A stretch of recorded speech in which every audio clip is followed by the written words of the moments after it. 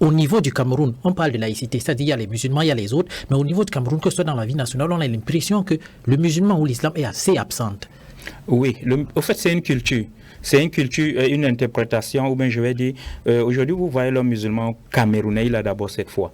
Et certaines interprétations ont fait en sorte que, par peur des péchés, le musulman se retire un peu de l'espace même politique. Oui. Ce qui est sûr, nous sommes amis sur Facebook, vous voyez le travail que nous abattons. Tout ceci, c'est pour ramener le musulman et lui faire comprendre que non, tu dois participer à cette vie.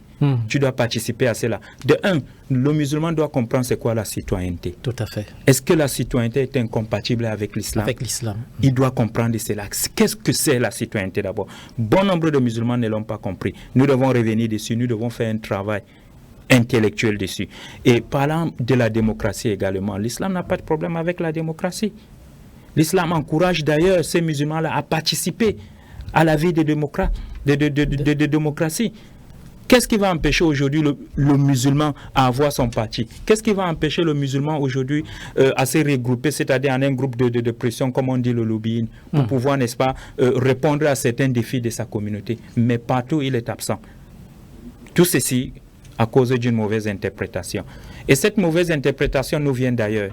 Ça, je vous le dis. Pourquoi? Parce que quand vous regardez un peu ailleurs, c'est que c'est des monarchies.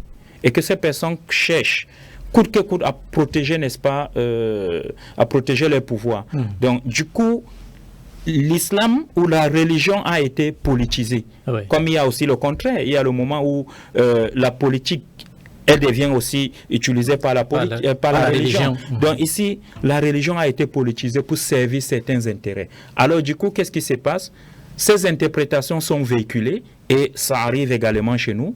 Nous les prenons dans ces contextes, dans notre contexte qui n'est pas un contexte des éthiques, et nous voulons l'appliquer. Et nous oublions la première règle de la fatwa qui est que la fatwa ne s'importe pas. Vous n'allez pas prendre une fatwa, même ici au Nigeria, qui est un pays à côté, pour dire que vous voulez l'appliquer au Cameroun. Ça, c'est impossible. Islamiquement, ça ne se fait pas. Donc, ici, nous sommes appelés à un travail de fond. Mais ce n'est pas chose facile. Exactement. Oui. Il faut beaucoup de temps. Beaucoup de patience. Beaucoup de patience et beaucoup d'efforts. D'accord.